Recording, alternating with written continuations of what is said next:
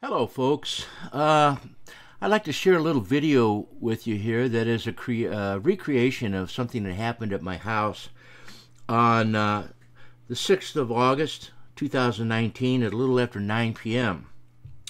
Nothing earth-shattering, but I found it pretty interesting, and you may as well. So to set the stage, I need to describe what you're looking at here. The scene in front of you is from an astronomy program called Stellarium.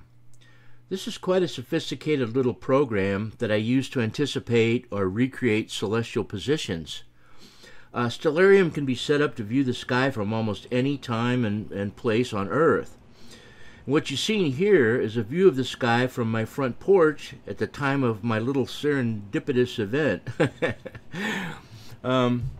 Obviously, the horizon here is not of Grand France as shown, but rather of my neighbor's house across the street. It would be right about here, and there's trees over here to the east and some more trees over here to the west, and this stuff would be visible up above my neighbor's roof. So the sky is accurate as far as everything that's in it. The stars and the planets are all in their proper locations, and the relative magnitudes are all good. But due to light pollution, street lights, city lights, about the only thing that can be seen from my porch are the brightest objects right here. So here's a few of the brightest objects. Now I'm going to give you a quick little tour of the program here so you can see what I'm doing, or how I'm about to set this up. So first of all, over here I got a menu bar on the side here. I click on that, and this is my location window, and these coordinates are from my front porch, and you can set this anywhere in the world if you desire, but that's my front porch. And then I have a window over here that is a date and time window, and the simulation is paused right now at August the 6th, 2019 at almost 8 minutes after 9 in the evening. Now there's a labeling feature in the program as well. Some of these objects are labeled, most are not, but you can click on any one of them. For instance, let's click on Antares here. And it shows all the information for the object up here in the upper left hand corner. Antares, a super red giant, and the brightest star in the constellation Scorpio, Alpha Scorpii. Here's the constellation right here, but you can't see it because it's way too dim, and most of it's down below the horizon right now. Out in the country you could get to see most of it. But anyway, it shows a distance of Antares here, which I'm interested in, at 553.75 light years. That is a long, long way away, folks. A long way away. Let's click over here on Spica and Alpha Virginis, the brightest star in the constellation Virgo. And its distance is labeled as 249.74 light years. About half the distance to Antares, but still unimaginably far away. Quite a bit closer, but still a long ways off, is Jupiter. It's showing a distance of 702.554 million kilometers from us. Now the moon, our old friend, is right here in the backyard. And its distance is listed as 371,822 kilometers and change, roughly 250,000 miles away. Now there's another feature here that really isn't part of my little serendipitous event, but I think it's cool, and I'm going to share it with you right now. I can click on, let's click on Jupiter here. I can center Jupiter, or any object, and zoom in on it, like so. Boom.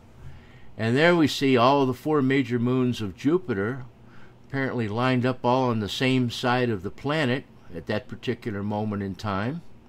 You can actually click on any one of those. There's Callisto, and you get all the information about Callisto, or any of the others. So let's zoom back down into our animation here, and we'll get it down close to where I need to be. Right about there ought to be good, and that's about right. And here's what happened on that particular evening. So I'm sitting down at the computer, and I'd spent several hours on the computer, as I do most every night, trying to improve my brain. And I'm getting ready. I'm kind of tired, so I'm going to shut everything down here, and go upstairs and go to bed. Well, I just thought, one last minute, I'm just going to click on Stellarium, open that up, and see what's out in front of my house, which I already knew, but I love to look at the sky, so I was going to check it out anyway on the way up the stairs. And sure enough, Jupiter and the moon are right where they're supposed to be. But I was totally unprepared for what was about to happen. So I'm going to start the simulation here right now. Wait for it. Oh, wait for it. Here it comes. And on the upper right-hand corner of my computer screen, this bright, brilliant white object comes into view. Almost as bright as the moon. Not quite, but... and I said, what in the heck is going on? And then I figured it out very quickly, and I checked on it and clicked on it. Sure enough, International Space Station with the Russian Zarya module attached. And here it is, and I realized it's coming right over the top of my house at that very moment. So I hobbled as fast as I could upstairs, turned out the lights, went out on the front porch, and sure enough, here comes the space station directly over my house, and it's heading to the south-southeast. And I said, how cool is that? And then I thought about it for a minute. Here's an object that is about the size of an American football field, albeit mostly solar panels. It's traveling at 18,000 miles per hour, and it's roughly 250 miles over my head, about the same distance as Chicago is from me. And on board are 6 astronauts and cosmonauts from the United States, Russia, and the European Space Agency. I said, wow, that is freaking amazing. So I saw it was tracking right towards Jupiter, and I said, wouldn't it be cool if I had a camera or a you know, whatever, video camera or a telescope even, to see this go past Jupiter. This would make an amazing little video.